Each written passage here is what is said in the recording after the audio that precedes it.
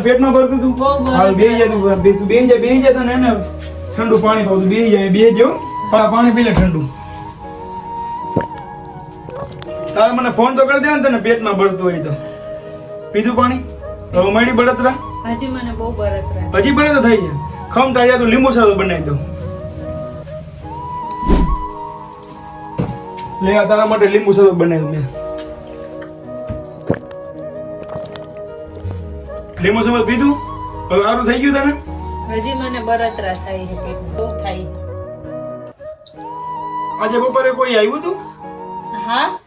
બાજુવાળા ભાભી બેહવા આવ્યા હતા કમ